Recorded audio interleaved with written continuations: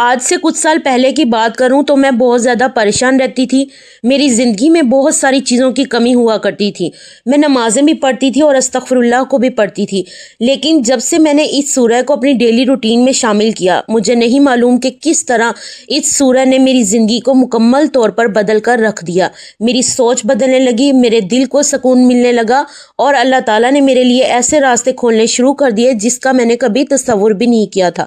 آج کی اس ویڈیو میں اس خاص صورت کے بارے میں آپ سب کو بتاؤں گی، تو پلیز آپ سب نے میری ویڈیو کو کمپلیٹ دیکھ لینا ہے، اور اگر آپ میرے چینل پر نیو ہیں تو چینل کو لازمی سبسکرائب کر دیں۔ بسم اللہ الرحمن الرحیم۔ السلام علیکم میری بہت پیاری YouTube family, welcome back to my channel doctor Misha vlogs. I hope کہ آپ سب خیریت سے ہوں گے۔ اللہ تعالیٰ کے کرم سے میں بھی بالکل ٹھیک ہوں۔ اپنے ٹاپک کی طرف بڑھنے سے پہلے میں آپ سب سے ہمیشہ یہی بات کرتی ہوں کہ جتنے بھی اسلامک کنٹینٹ بنانے والے چینلز ہیں، آپ ان سب کو لازمی سپورٹ کیا کریں، ان کے چینلز پہ لائک، کومنٹس اور شیئر اور سبسکرائب کر دیا کریں۔ دیکھیں میں یہ بات کیوں کرتی ہوں، کیونکہ آج کل چھوٹی چھوٹی بچیوں کے ساتھ جو کیسز واقعات ہو رہے ہیں، ان سب میں سب سے بڑا قصوروار بے حیائی کا کنٹینٹ بنانے والوں کو قرار دیتی ہوں، کیونکہ جو بے حیائی ہماری نوجوان نسل کے دماغوں میں گھر کر جاتی ہے، تبھی یہ اس طرح کے سارے واقعات ہونے شروع ہو چکی ہیں۔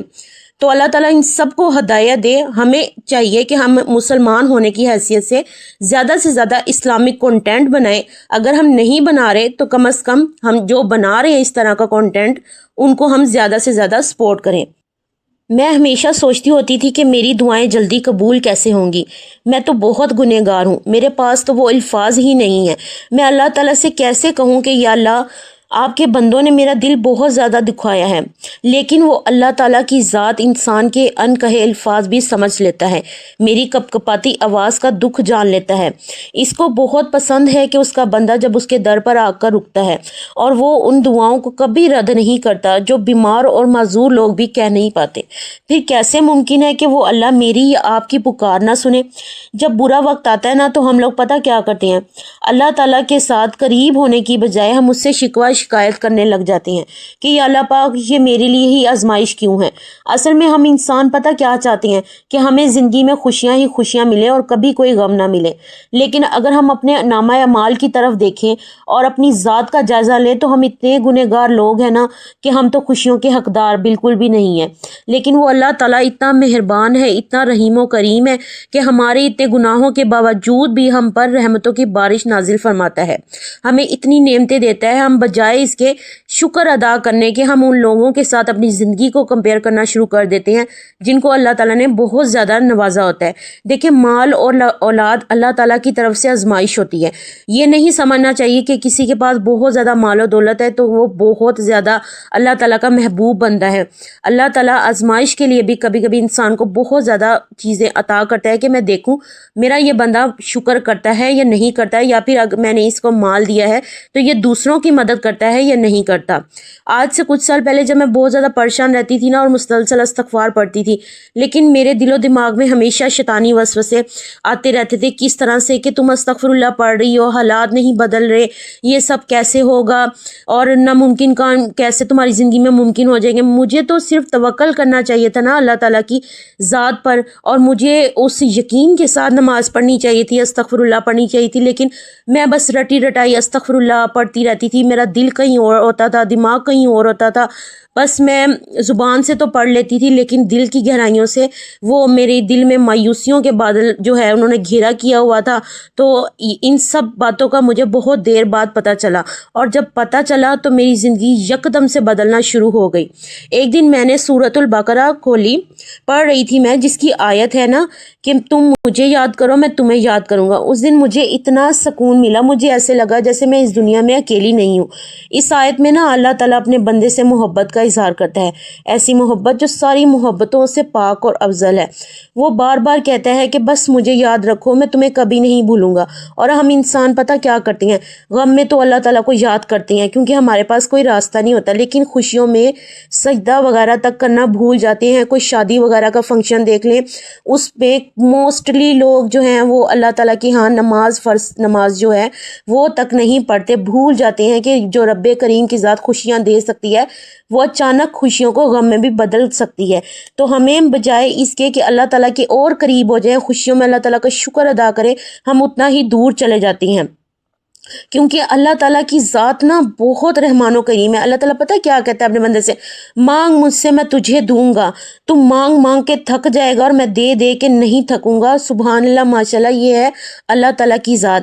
اللہ تعالیٰ نے قرآن پاک میں یہ بھی فرمایا ہے کہ تم مجھ سے جیسا گمان رکھو گے نا، میں تمہارے گمان کے مطابق سب کچھ فیصلے کروں گا۔ دیکھیں سورۃ البقرہ ایسی خاص صورت ہے، کیوں کہا جاتا ہے کہ اگر آپ کا گھر ہے، نیو گھر ملا ہے آپ کو، یا نیو کاروبار سٹارٹ ہوا ہے، تو آپ سورۃ البقرہ پڑھیں، یہاں تک کہ جب کوئی انسان مر جاتا ہے تو اس کے سرہانے پر کہا جاتا ہے کھڑے ہو کر 2.5 سپارے پڑھو۔ یہ موسٹلی آپ لوگوں نے سنا ہوگا یہ بات، یا دیکھی ہوگی، میت کے قریب جو ہے 2.5 سپارے پڑھو، اس لیے کہ یہ سورت جو ہے بخشش کرواتی ہے۔ سورۃ البقرہ قیامت کے دن اپنے پڑھنے والوں کے لیے عرش کا سایہ نصیب کرے گی، اور سورۃ البقرہ جادو، جنات، شیطان اور حاسدوں کے حسد سے بچاتی ہے، اور بری نظر سے بھی بچاتی ہے۔ اس لیے سورۃ البقرہ کو پڑھنے کی آپ روٹین بنا لیں۔ میری پیاری بہنیں جو بہت زیادہ مصروف رہتی ہیں اپنی زندگی میں، انہیں چاہیے کہ اپنی ڈیلی روٹین میں کم از کم اس کو شامل کریں، اس طرح سے شامل کریں کہ صبح اٹھتے ہی موبائل پر لگا لیں یا پھر LCD پر چلا لیں، لیکن اس کو سننے کی عادت اپنائیں، آہستہ آہستہ تھوڑی تھوڑی اس کو دن میں پڑھ لیا کریں۔ اگر میں اپنی عادت بتاؤں تو میں صبح اٹھ کر سب سے پہلے نظر بد سے خاص طور پر بچنے کے لیے سورۃ البقرہ کی تلاوت چلا دیتی ہوں، اور میں ظہر کی نماز کے بعد، ظاہر سی بات ہے اس سورت کو پڑھنے میں بہت زیادہ ٹائم لگتا ہے، تو میں اس کو رکوع یا 2 رکوع ڈیلی کے میں پڑھ لیتی ہوں، بس اللہ تعالیٰ کی ذات قبول و منظور فرمائے۔ اس طرح سے سورۃ البقرہ آپ کے تمام مسائل کا حل ہے۔ آپ کی جو رکی ہوئی جو دعائیں قبول نہیں ہوتی نا، سورۃ البقرہ ان دعاؤں کو بھی قبول کروانے کے لیے بہت زیادہ مؤثر ہے۔ اس کے ساتھ ساتھ استغفر اللہ کی ڈیلی میں تسبیح 100 مرتبہ پڑھتی ہوں، آپ سب بھی استغفر اللہ کی تسبیح کو لازمی پڑھ لیں، اپنی زندگی میں شامل کر لیں۔ یہ سب کامیابی کے راز ہیں، اور یہ میرا پرسنل ایکسپیرینس ہے جو میں آپ سب کو بتاتی ہوں، تاکہ آپ سب کی زندگی میں جو تاریکیاں چل رہی ہیں نا وہ سب ختم ہو جائیں۔ اور ساتھ میں اس کے جو خاص کام ہم سب نے کرنا ہے وہ یہ ہے کہ ہم نے مکمل اللہ تعالیٰ کی ذات پر یقین رکھنا ہے۔ دیکھیں یقین کے بغیر نا کوئی بھی کام نہیں ہو سکتا۔ جیسے کہ ہمارا یقین ایسا ہونا چاہیے جو حضرت موسیٰ علیہ السلام نے اللہ تعالیٰ پر کیا تھا، اللہ تعالیٰ نے سمندر کو 2 ٹکڑوں میں کر دیا، حضرت ابراہیم علیہ السلام کے لیے آگ ٹھنڈی کر دی گئی، بی بی ہاجرہ کو صحرا میں زمزم ملا تو حضرت یونس علیہ السلام کو مچھلی کے پیٹ میں زندہ رکھا گیا، اور حضرت ذکر علیہ السلام کو عمر کے آخری حصے میں اللہ تعالیٰ نے اولاد عطا کی۔ ان سارے واقعات میں ایک ہی چیز تو مشترک ہے، اور وہ یہ ہے کہ یقین۔ جب یقین اللہ تعالیٰ کی ذات پر پختہ ہو جائے تو راستہ نہ بھی نظر نہ آ رہا ہو، تب بھی اللہ تعالیٰ انسان کے لیے راستہ بنا دیتا ہے۔ اللہ تعالیٰ کی ذات جو ہے انسان سے بہت محبت کرتی ہے، بس ہم نے اس چیز کو سمجھنا ہے۔ جب کوئی امید انسان کی زندگی میں باقی نہیں رہتی نا، تب بھی اللہ تعالیٰ سے مانگیں۔ جب آپ کو لگے کہ زندگی مکمل طور پر اندھیرے میں ہے، ناممکن سی ہے، لیکن تب بھی آپ نے استغفر اللہ لازمی پڑھنی ہے، اور ساتھ میں قرآن پاک کی تلاوت، ساتھ میں اللہ تعالیٰ کو یاد رکھنا ہے۔ دیکھیے گا اللہ تعالیٰ آپ کے جو غم کے دن ہے کس طرح اللہ تعالیٰ خوشیوں میں بدل دے گا انشاءاللہ عز و جل۔ توکل اور یقین کے ساتھ یہ سارے کام تو کر کے دیکھیں، آپ کی زندگی بنتی چلی جائے گی۔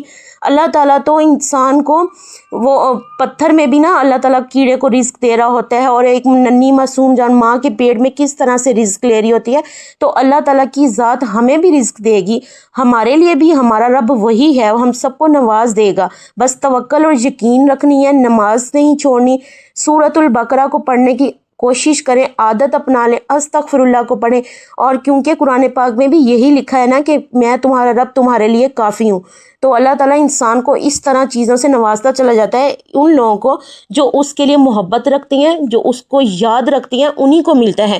اور اگر آپ کے کام نہیں بن رہے نا زندگی میں، تو آپ لوگوں کی نا دعا لینا شروع کر دیں، ماں باپ کی دعا لیں، دوسروں کی چھوٹی چھوٹی مدد کر دیا کریں، کہ کیا پتا کسی انسان کے دل سے جو دعا نکلے نا تو وہ آپ کو عرشوں کے بھاگ لگا دے۔ تو میری کوشش یہی ہوتی ہے کہ میری جس حد تک میری توفیق ہے دوسروں کی مدد کر دوں، کوئی سے چھوٹا کام بھی ان کا ہو یا بڑا ہو، میری جتنی توفیق ہے میں کر دیتی ہوں۔ تو بس مجھے لوگوں کی دعا چاہیے، اور دعا آپ کو پتہ نہیں کہاں سے کہاں تک پہنچا دیتی ہے۔